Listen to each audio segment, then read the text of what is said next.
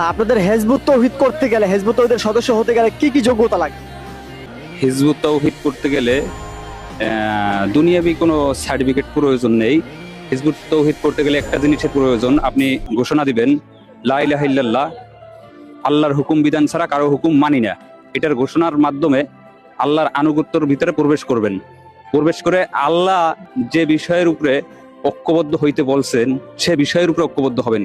সে বিষয়টি হচ্ছে ওয়া তাসিমু বিহাবলিল্লাহি জামিয়া, তোমরা ঐক্যবদ্ধ হও আল্লাহর রজ্জুর উপরে, আল্লাহর হুকুমের উপরে ঐক্যবদ্ধ হইয়া আল্লাহর হুকুম বিধান আল্লাহর জমিনে প্রতিষ্ঠার জন্য রসুলের তরিকায় 5 দফা কর্মসূচির মাধ্যমে আপনি দিন প্রতিষ্ঠা করবেন। আর এই দিন প্রতিষ্ঠা করতে গেলে আল্লাহর সাহায্য পাবেন। রসুলের তরিকায় যখন আমি দিন প্রতিষ্ঠা করতে যাব তখন আল্লাহর সাহায্য পাবো।